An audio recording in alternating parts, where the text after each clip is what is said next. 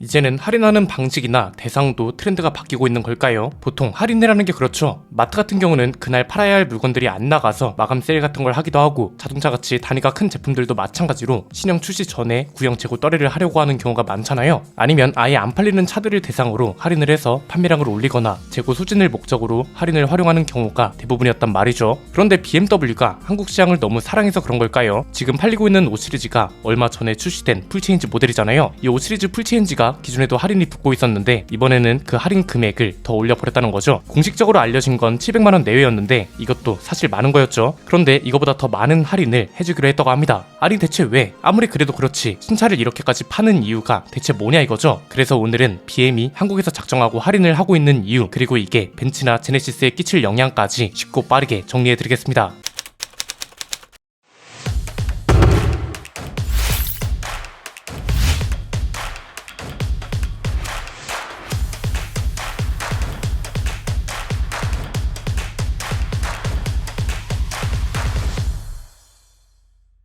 일단 할인을 얼마나 해주는지부터 볼까요? 얼마 전까지만 해도 650만원에서 700만원 정도인 걸로 알려졌었죠. 그런데 이제는 트림에 따라 650만원에서 많게는 1000만원까지도 할인을 해준다고 합니다. 이게 주목을 받고 있는 이유는 간단합니다. 5 시리즈는 원래 안 팔리는 차가 아니죠. 작년 판매량을 보면 신형하고 구형을 모두 합해서 21,036대가 팔렸습니다. 이건 수입차 시장에서 압도적으로 2위를 기록한 거고, 1위인 E클래스는 23,063대로 차이가 얼마 안 났단 말이죠. 보통 할인은 안 팔리거나 출시된 지 오래됐거나 원래 안 팔리는 모델이 대상인 경우가 많은데, 이건 뭐 안 팔리는 차도 아니고 출시된 지 오래된 것도 아니잖아요. 심지어 이 할인 덕에 E클래스랑 가격 차이가 2천만원이나 날 거라고 합니다. 이 영상을 만들고 있는 지금은 E클래스 국내 가격이 공개되지 않은 상태입니다. 그런데 기존 가격에 비해 10% 정도 인상될 거라는 말이 나오고 있고, 풀체인지 모델이기 때문에 초기 할인은 거의 없을 거라는 게 업계 전망이란 말이죠. 이렇게 되면 E클래스는 비싸지고 5 시리즈는 할인 덕에 저렴해지다 보니 두 차의 최하위 트림 기준 가격 차이가 1000만원에 달하고, 할인을 가장 많이 하는 모델은 최대 2천만원까지도 가격 차이가 생길 수 있다고 합니다. 이쯤 되면 궁금하지 않으세요? 신형 5 시리즈가 상품성이 나쁜 것도 아닌데 왜 벌써부터 이런 할인을, 그것도 수천만원이나 해주는 걸까요? 이건 사실 회사 입장에서만 볼 게 아니라 시장 분석 측면에서도 살펴볼 필요가 있습니다. 생각보다 간단합니다. 크게 세 가지로 설명할 수 있을 것 같은데요. 첫 번째는 일단 기존에 많이 알려진 내용이죠. 벤츠를 판매량으로 이겨야 하기 때문이란 건데 왜 하필 한국에서 이러는 건지는 뒤에서 살펴보도록 하고요. BMW 입장에서 접근할 필요가 있는데, 지난 8년 동안 BM은 한국 시장에서 서자였습니다. 2년 전까지만 해도 벤츠와의 판매량 차이가 꽤 컸습니다. 못해도 10,000대 이상 차이가 났었는데 2022년부터 격차가 확 줄어버린 겁니다. 특히 올해는 또 계속해서 판매량이 엎치락뒤치락 하다가 무려 8년 만에 수입차 판매량 1위를 차지했단 말이죠. 그런데 왜 하필이면 5 시리즈냐? 이것도 중요하잖아요. 이미 전체 판매량은 BM이 이겼고 비교적 비인기 모델들을 할인해줘도 판매량 격차를 벌릴 수 있을 텐데 왜 하필 가장 잘 팔리는 차를 할인해주냐는 거죠. 이유는 간단합니다. 전체 판매량이 BM을 이겼을지 몰라도 5 시리즈 판매량은 E클래스에 안 됐거든요. 5 시리즈는 구형하고 신형 판매량을 모두 더한 거고, E클래스는 구형 판매량만 집계된 겁니다. 심지어 신형이 올해 초에 출시된다는 소식이 있었음에도 E클래스의 판매량이 상당했다는 거잖아요. 이 상황에서 신형 E클래스가 출시되면 신차 효과 때문에 아주 높은 확률로 판매량이 더 잘 나올 수밖에 없다는 거죠. 이렇게 되면 1위를 차지한 지 얼마나 됐다고 벤츠가 다시 1위 타이틀을 뺏어가게 될 겁니다. 마케팅적으로 얼마나 불리해지겠어요. 심지어 BM 입장에서 판매량 1위 타이틀을 뺏기게 되면 너무 자존심 상하는 이유가 E클래스는 재고 소진을 위한 할인이었고 5 시리즈는 신형임에도 불구하고 할인을 했었던 겁니다. 그럼에도 판매량 싸움에서 패배한다면 이건 진짜 자존심 문제까지 이어지는 거란 말이죠. 그래서 신차임에도 불구하고 파격적인 할인을 하는 거라고 볼 수 있는데, 두 번째는 한국을 유일한 돌파구로 생각한다고 볼 수 있습니다. 사실 좀 이해가 안 될 수도 있습니다. 아무리 그래도 그렇지 한국이 뭐라고 이렇게까지 할인을 해주냐고 생각하는 분들도 꽤 있더라고요. 그런데 이걸 시장 분석 측면으로도 보면 어느 정도 이해가 될 겁니다. 자, 한국을 유일한 돌파구라 생각한다는 말은 간단합니다. 전기차 시장에서 독일 브랜드들이 굉장히 부진합니다. 특히 벤츠랑 BM은 더하죠. 그런데 한국 자동차 시장은 또 전기차가 주춤하대요. 이 말은 즉 전기차가 아닌 내연기관차가 주력인 독일 브랜드, 그리고 그런 차를 많이 사는 나라가 선진국들 중에선 한국이 거의 유일하단 거죠. 그렇잖아요. 미국은 전기차를 밀어주려고 IRA까지 손을 보고, 중국은 자국 기업들을 중심으로 전기차가 말도 안 되게 늘어나고 있습니다. 유럽도 친환경차를 중심으로 정책을 만들어가고 있고, 일본은 그나마 하이브리드 차가 주력인데 여기는 또 자국 브랜드 판매량이 많고 수입차 판매량은 워낙 적은 곳입니다. 그런데 한국은 하이브리드 차나 내연기관차 판매량이 엄청 많습니다. 그리고 수입차도 엄청 많이 사죠. 특히 벤츠랑 국산 BM 판매량이 압도적인데 이러니까 한국 시장을 생각하는 게 달라지는 거죠. 규모도 많이 커졌고 심지어 전기차 비중이 점점 늘어나고 있는 와중에 아직도 하이브리드 차나 내연기관차 판매량이 많다. 여기에 앞으로 몇 년 동안은 저공해 인증을 받은 내연기관차나 하이브리드 차 판매량이 계속해서 많이 나올 걸로 보인다. 이게 또 프리미엄 브랜드 시장에서는 특히 두드러지기 때문에 당연히 한국 시장을 잠식하기 위해 노력할 수밖에 없죠. 세 번째는 그래서 소비자들이 BM이나 벤츠 할인에 더 혹하는 것도 없지 않다는 겁니다. 왜냐면 시장 특성상 벤츠나 BM도 노력을 쏟아부을 수밖에 없기 때문에 다른 브랜드들보다 더 대접받는 느낌이긴 하거든요. 일단 벤츠나 BM은 할인을 한다고 해서 반감이 없습니다. 원래부터 프로모션을 잘 해주던 브랜드이기도 하고 그렇다고 판매 가격 자체가 그렇게 미친듯이 올랐던 것도 아닌 것 같잖아요. 여기에 또 할인은 수천만원씩 해줘요. 이러니까 할인을 해주면 다른 브랜드는 어떤가요? 저것도 수천만원이나 올리고 찔끔 할인해주네 이렇게 나옵니다. 그런데 BM이나 벤츠는 이런 여론이 상대적으로 적다는 거죠. 여기에 상대적인 가격 차이도 한몫한다고 볼 수 있을 것 같은데 국산차인 제네시스와 가격대가 아주 많이 겹칩니다. 할인 덕분에 어쩔 때는 G80보다 5 시리즈가 저렴할 때도 있습니다. 터무니없이 가격을 올리고 할인을 한다는 여론보다 국산차와 가격대가 비슷하다는 여론이 이겨버리는 거죠. 수입차와 국산차를 비슷한 가격으로 살 수 있다고 하니 할인 자체를 긍정적으로 받아들일 수밖에 없다는 겁니다. 이걸 BMW 코리아가 활용을 잘 하기도 했죠. 일명 코리아 퍼스트 전략이라고도 부르는데 우리는 한국 자동차 시장과 한국 소비자들을 최우선으로 생각합니다. 이걸 신차 전략이나 마케팅으로 아주 잘 풀어냈습니다. 프리미엄 브랜드는 특히 이런 게 중요하거든요. 이건 두 가지로 나눠서 볼 수 있는데 일단 차주가 되어야만 경험할 수 있는 게 있습니다. 서비스 센터의 환경이라던가 품질이 우수하다는 거, 그리고 에어포트 서비스 같이 BM 차주가 되면 알 수 있는 BM 차주들만 이용할 수 있는 혜택 같은 게 다른 브랜드들보다 접근하기가 좋습니다. 최근에 에어포트 서비스는 실제로 이용해 봤는데 정말 편하더라고요. BMW 드라이빙 센터랑 인천공항이 가깝잖아요. 센터에 차를 맡기면 여행하는 동안 간단한 정비도 해주고 리콜 건이 있으면 해결해주고 세차도 해줍니다. 주차비는 당연히 안 들고요. 그리고 센터에서 공항까지 X7이나 X5로 데려다주고 귀국할 때는 또 공항에서 센터까지 픽업해주기도 합니다. 또 하나 인상적이었던 건 만약 차에 중요한 경고등이 뜨잖아요. 그런데도 조치를 안 하면 서비스 센터에서 연락이 오더라고요. 어떠어떠한 경고등이 뜬 걸로 확인이 되는데 서비스 센터 예약을 잡아드릴까요? 이렇게 전화가 옵니다. 대중적인 프리미엄 브랜드에서 이 정도로 직관적인 케어를 해주는 브랜드는 드뭅니다. 이래서 BM을 타는 거구나 이런 느낌을 확실하게 준다는 거죠. 그리고 또 하나는 이거만큼 중요한 거죠. 차주가 되기 전에 새로운 고객을 접근할 수 있도록 하는 방법도 굉장히 잘 알고 있다고 봅니다. 가장 대표적인 게 전 세계에서 신차를 우리나라에서 가장 먼저 출시하는 거, 이런 건 이제 신규 고객이 관심을 갖고 접근할 수 있도록 하는 굉장히 좋은 방법입니다. 작년에 5 시리즈는 한국에서 최초로 공개하고 출시했습니다. 이 외에도 iX1이나 XM 같은 차들도 한국에서 굉장히 빠르게 출시했습니다. 특히 XM은 글로벌 출시랑 거의 동시에 한국에도 출시했거든요. 이런 걸로 신규 고객들 관심을 크게 끌어오고 나머지 긍정적인 여론들은 덤으로 작용하는 거죠. 국내에 전기차 충전 인프라 구축을 위해 투자한다거나 사회적 환원을 많이 한다거나 여러가지 긍정적인 요소들을 잘 활용했고 이게 작년 판매량에도 작용한 게 아닌가 싶습니다. 그리고 전체적인 판매량이 상대적으로 위에 있었던 이유 중 하나로 회사의 독립 여부도 작용했다 볼 수 있습니다. BMW는 아직 BMW 그룹입니다. BMW가 모 회사고 여기에 민니랑 롤스로이스가 있는 하나의 그룹사란 말이죠. 이런 독립적인 구조를 가진 독일 프리미엄 브랜드가 이제는 없습니다. 아우디는 폭스바겐 그룹으로 들어간 지 오래고 벤츠는 중국의 민간과 국영기업 지분이 20%에 달합니다. 한창 중국 자본이 유입되는 시기에 나온 현행 모델들의 디자인이나 품질 문제에 대한 이슈가 그래서 화두가 되기도 했습니다. 일반 소비자들을 유입시킬 수 있는 긍정적인 여론, 그리고 차에 관심이 좀 있는 사람들도 벤츠보단 BM을 선택하게 만드는 요소가 최근에 유독 많았다는 거죠. 그래서 약간 물 들어올 때 노젓는 느낌이라고 보시면 될 것 같습니다. 이번에 E클래스가 출시된 이후에도 판매량 1위를 지켜내면 꽤 오랫동안 유지될 확률이 높습니다. 기업 간 선의의 경쟁이 만들어낸 좋은 효과라고 보고 곧 E클래스 풀체인지도 출시하죠. 이렇게 두 수입차 브랜드가 치열하게 경쟁하면 제네시스로 갈 판매량도 역으로 유입될 가능성이 많아지기 때문에 국산차 브랜드들도 더욱 분발할 필요가 있을 겁니다. 실제로 작년에 G80 판매량하고 5 시리즈랑 E클래스 판매량을 합친 숫자가 비슷했거든요. 소비자들은 좋은 거죠. 좋은 상품을 더 합리적인 가격에 살 수 있는 기회가 많아지고 이걸 또 국내에서 가장 인기 있는 브랜드들이 적극적으로 나서준다고 하니 굳이 마다할 필요가 없죠. 곧 실제 대결이 펼쳐질 거라서 어떤 차가 이기게 될지 지켜보는 것만으로도 흥미로울 것 같네요. 오늘 내용은 여기까지입니다. 내용이 유익하셨다면 구독과 좋아요, 알림 설정 부탁드립니다. 지금까지 저는 안PD였습니다. 감사합니다.